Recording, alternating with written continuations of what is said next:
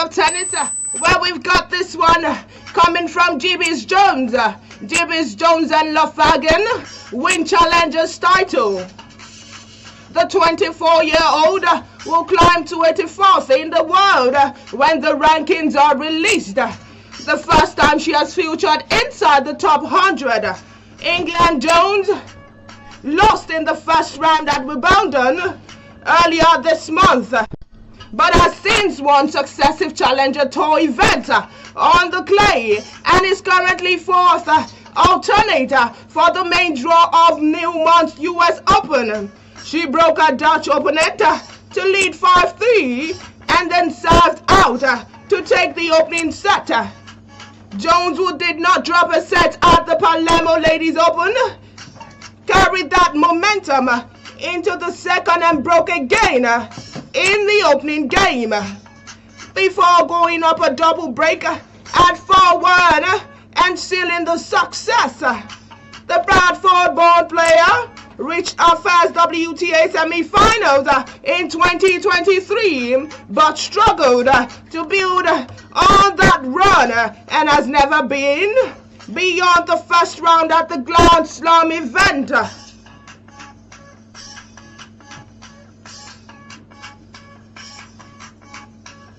Fellow Briton George Loughagen also enjoyed a positive end of the week with the 7-6, 7-4, 6-4, 6-7, I beg your pardon, 4-7, 6-4 win against Spain and Nicolas Alvarez.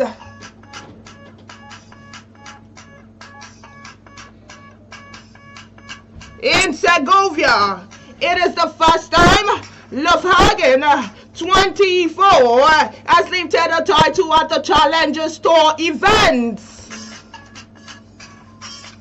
So what's going on?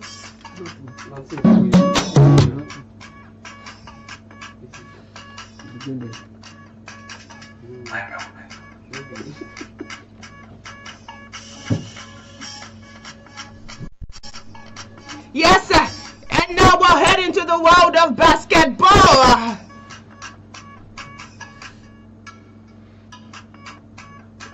Well, we've got this one on France Eurobasket 2025. We're bringing in the schedules and the scores. The FIBA Eurobasket 2025 is approaching faster, and competing teams are already preparing for one of the most exciting Eurobaskets in the recent times. France, as usual, will be one of the favorites in the competition, stacked with young talent in every position. They will look to cover the absences of their main player and will definitely be a force to be reckoned with throughout the tournament. In the last Eurobasket in 2022, they were the runner-ups, and now they will be on a mission to repeat their successes from the 2013 Eurobasket when they lifted the trophy for the only time in the country's history. France's extended 18-player roster does not include some of the national team brightest stars for the upcoming Eurobasket 2025. Notably absent from the list are 4 national top stars: San Antonio Spurs All-Star Victor Wembanyama, Minnesota Timberwolves center Rudy Gobert, Olympiacos Pyrrhus guard Ivan Fournier, and Panathinaikos Athens Matthias Lazot, all of whom were left off the roster due to health-related issues. The roster also excludes French legends Nicolas Batum and Nando De Cole, who retired from the national team after the 2024 Paris Olympics. Despite the absence, France is still stacked with talent at all positions, including many NBA players, most notably last year's first 2 picks in the NBA draft, Zachary Risaka and Alexa.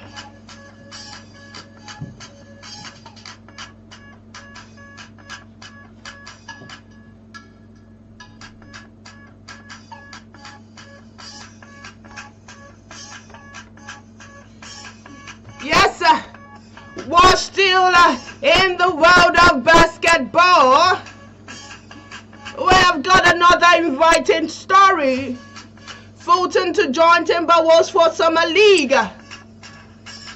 The Summer League is a preseason tournament that brings together all 30 NBA franchises for 11 days in Las Vegas, with teams using it to help prepare rookies and other themed players for the regular season is starting in October.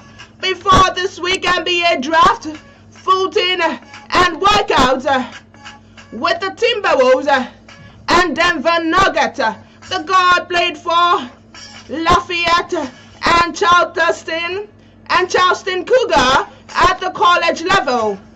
And in his senior year, last year, averaged 7-8 points and 6.5 assists per game. The 22-year-old is seeking to become the 3rd Irish-born player to earn the chance to compete at the highest level in the United States after Pat Burke and Susan Moran.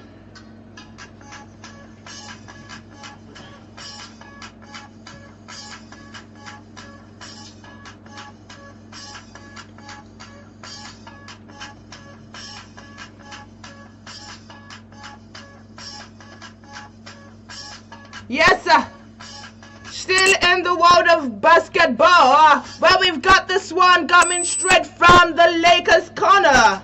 Lakers signed Summer League standout Chris Mannon to 2-way contract. The Los Angeles Lakers have signed rookie guard Chris Mannon to a 2-way contract after his impressive effort for the Golden State Summer League teams. The Lakers reached a deal recently with Mannon, who spent last season at the Vanderbilt after playing 3 years at Cornell. He averaged at least 1.7 steals per game in all 4 of the collegiate season. After going on the draft, Mannon played for the Warriors at the California Classics and again in Las Vegas this month, drawing attention for 2-way play. Mannon had 8 points, 3 rebounds, 3 steals, and 2 blocks when the Golden State beat the Lakers in the first game and the Californian Classic. He finished with 9.0 points, 4.3 rebounds, 1.9 assists, 1.6 steals, 1.4 blocks, and 7 summer games for the Warriors. The Lakers resigned big man Christian Coloco to a 2-way contract earlier this week. The deal for Mannon leaves them with one more 2-way contract available.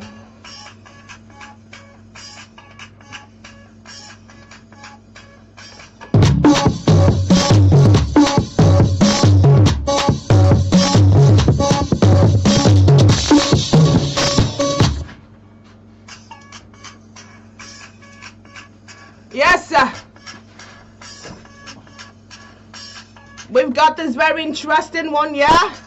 3-time Olympian Michelle Plouffe announces retirement from international basketball. Michelle Plouffe is retiring from international basketball, but she is not going far.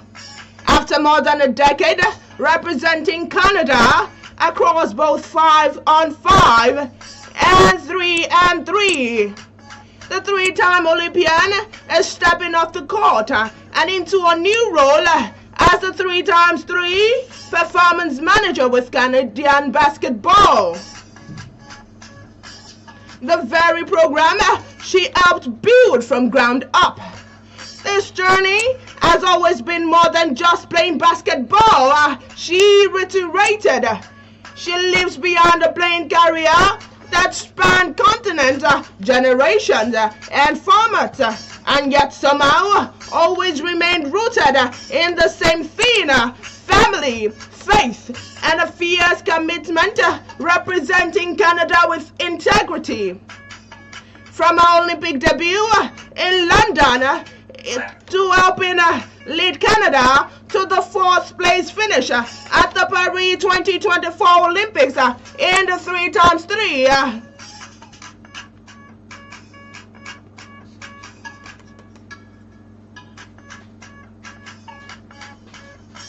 Performance manager with Canada's basketball, the very program she helped build from ground up.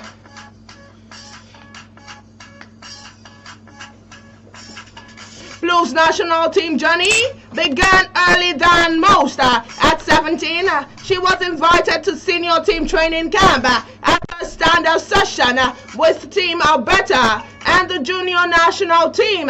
She made the roster and cancelled her summer plans to join the European tour with veterans like Teresa Gabriela, Shona Thorburn, and Kim Kutcher, and Chelsea Aubrey.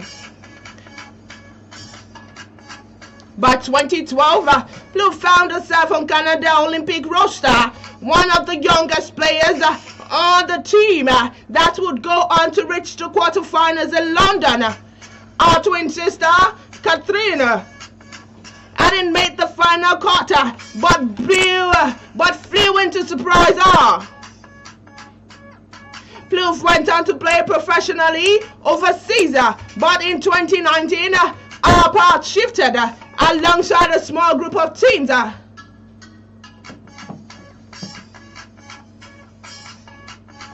And while our jersey may be hung up, our fingerprint will be all over the future of Canadian basketball.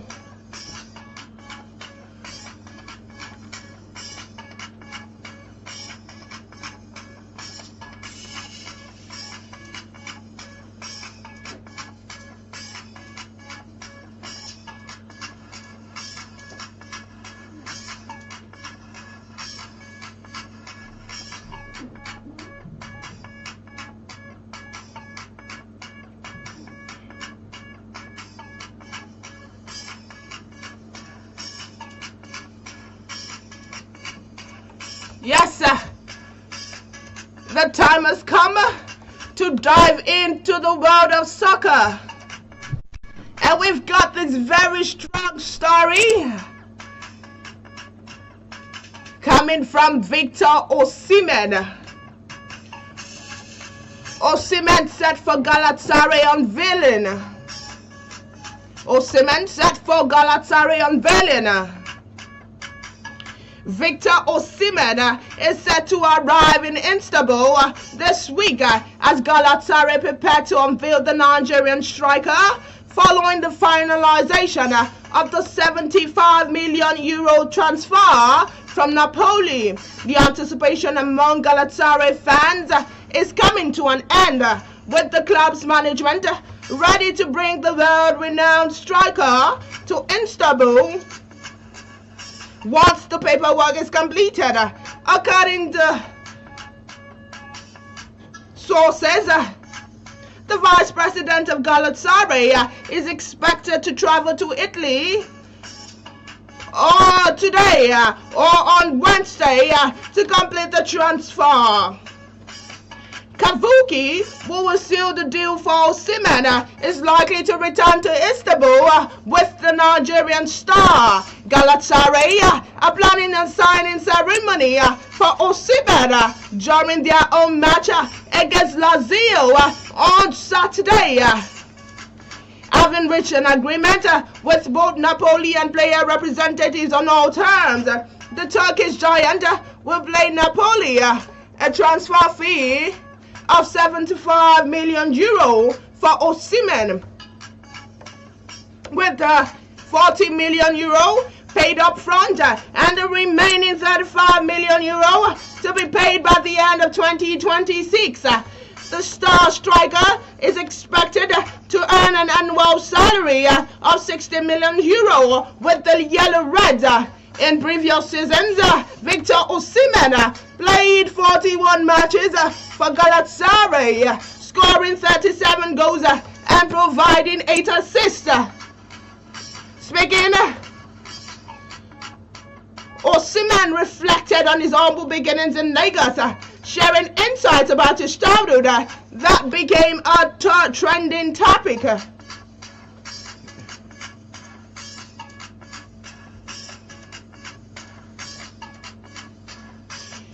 He also said he feels more comfortable when surrounded by ordinary people, even when accompanied by security personnel.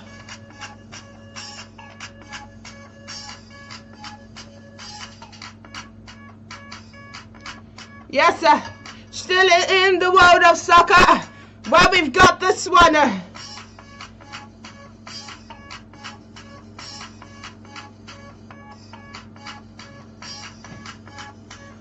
On the Super Falcons, our better people. Tinubu government splashes 4.95 billion naira cash houses on Falcons following their triumph at the just concluded 2024 AFCON tournament in Morocco. The 24 players and 11 technical crew of the Super Falcons were rewarded with a cash prize of 4.602 billion naira, as well as the national honor of Office of the Order of the Niger by President Bola Tinubu. The players and officials were also given a sum of 350 million naira by the Nigerian Governors Forum, taking their cash reward of 4.952 billion naira during their reception at the presidential villa. Nigeria won the AFCON title for the record-extending 10th time recently, after coming back from 2 goals down to beat host Morocco 3-2 in the final at the Rabat Olympic Stadium.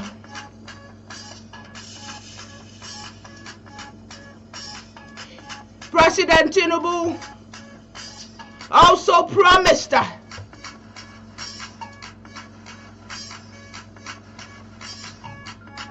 the team a befitting reception while speaking with them after their triumph.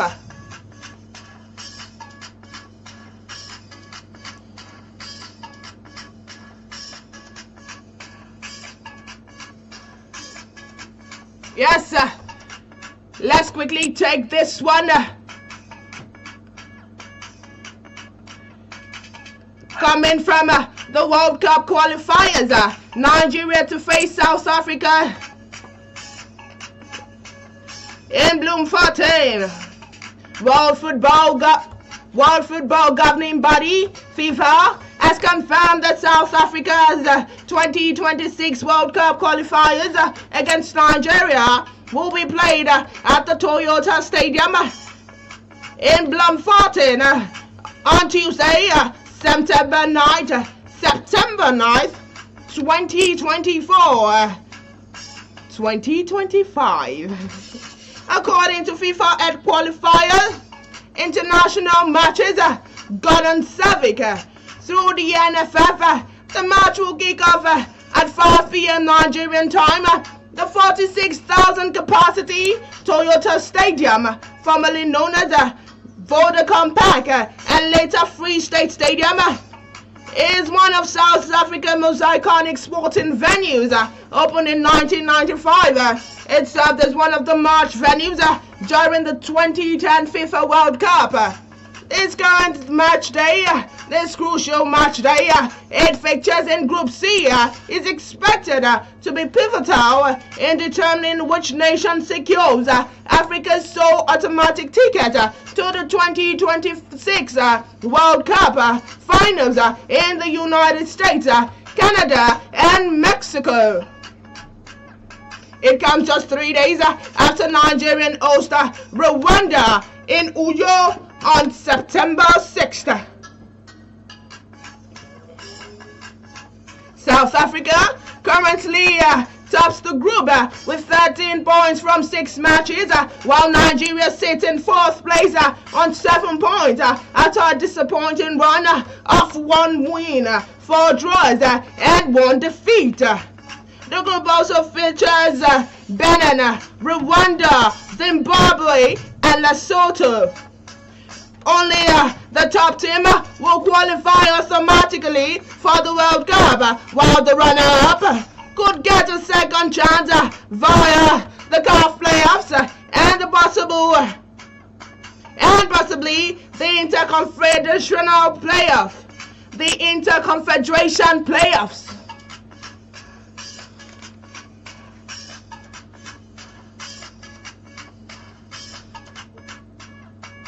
Yes, sir.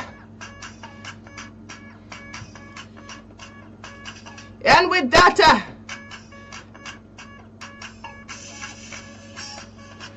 we've come to a wrap on today's program, Sports Diaries. Join us tomorrow, same time, same station. iPower 102.7 FM, and I remain Inioluwa Adekoya, popularly known as Sports Steve. Have a wonderful day and keep sporting. God bless you.